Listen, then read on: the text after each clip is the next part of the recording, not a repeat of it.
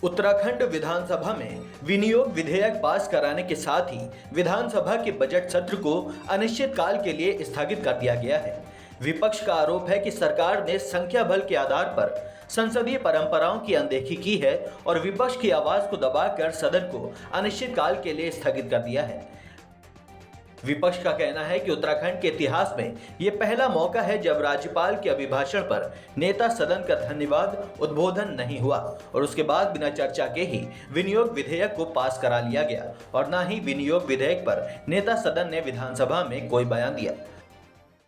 जो बजट में चर्चा में हमें भाग लेना था, सभी माननीय सदस्य चर्चा में भाग लेना चाहते थे, लेकिन उन्हें अनुमति नहीं दी गई और सरकार की नीयत, सरकार की मंशा से साफ जाहिर हो रहा था कि ये सदन को ज़्यादा दिन नहीं चलने देंगे। ये हमें उत्तेजित कर रहे थे, इस तरह का वातावरण बना रहे थे जिससे कि सदन में व्यवधान हो और हम वॉकआउट करें और ये बजट पास कर लें।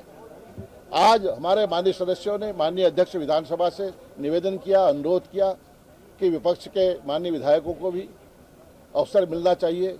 ज्वलंत प्रश्न हैं, समस्याएं हैं और जो झूठ का पुलंदा है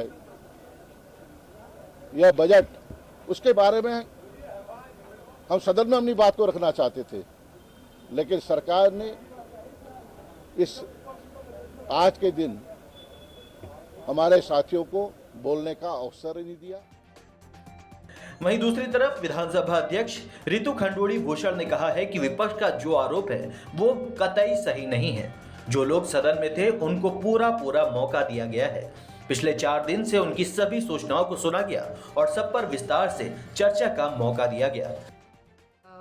विपक्ष के विधायकों की बात है, जो सदन में थे उनको पूरा मौका दिया। विपक्ष के जो हमारे सदस्य हैं वो बिल्कुल इस बात को नहीं कह सकते हैं। पिछले 4 दिन से चाहे वो 58 की उनकी सूचनाएं लगी हों, चाहे 310 पे उनकी सूचनाएं लगी हों, सभी को सुना गया। और कल आपने देखा होगा, कल हम 11:30 बजे रात तक बैठे थे, क्योंकि हर एक विधायक बोलते हैं, विपक्ष के सदस्य जो हैं वो हर टॉपिक पे बोलते हैं और हम उनको बोलने का समय देते हैं। तो इस तरह की बात कहना कि हमको बोलने नहीं दिया गया, ये बिल्कुल सरासर गलत है। आज उन्होंने, जब वो सदन में नहीं थे, उनका नाम लिया गया।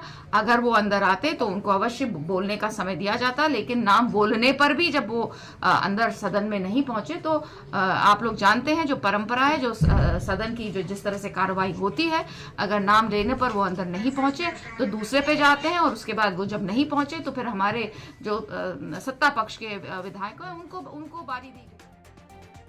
इसके अलावा संसदीय कार्य मंत्री प्रेमचंद अग्रवाल ने विपक्ष के आरोपों को सिरे से खारिज करते हुए कहा है कि विपक्ष जो आरोप लगा रहा है वो पूरी तरह से निराधार है। संसदीय परंपराओं के तहत ही सारे कार्य किए गए हैं और विपक्ष ही नहीं चाहता कि सदन शांतिपूर्ण तरीके से चले।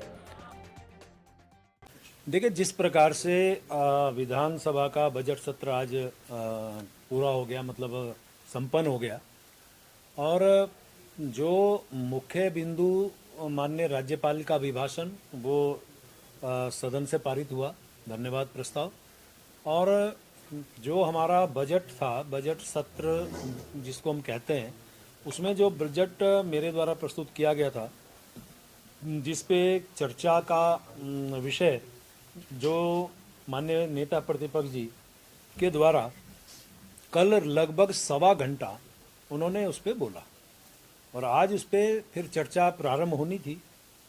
चर्चा प्रारंभ हुई और उसी बीच में चर्चा के दौरान ही वो लोग वेल में आ गए। उन्होंने पूरी तरह से मन बनाया था कि हमें सरकार की कोई बात सुननी नहीं है।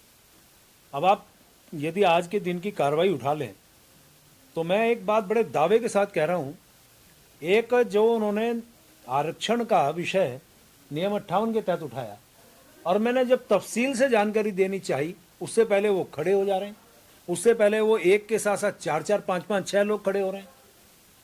किसी भी सवाल का जवाब सुनने की ना तो उनकी इच्छा है, ना वो धैर्यवान है, ना उनके मन में भाव है। वो सिर्फ और सिर्फ राजनीतिक कारणों से सरकार को डिफेम करने के लिए सब हथकंडे उन्होंने अपनाए।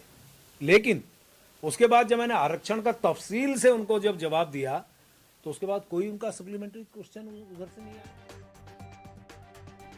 बहरहाल आपको बता दें कि 26 फरवरी को शुरू हुई बजट सत्र की कार्रवाई में भारी हंगामे के बीच भी उत्तराखंड सरकार ने 89,000 करोड़ से ज्यादा का बजट पास कराया। इसके साथ ही विनियोग विधेयक समेत सदन में 6 विधेयक भी पास हुए। देहरादून से दस्तक टाइम्स के लिए हितेश त्यागी की रिपोर्ट।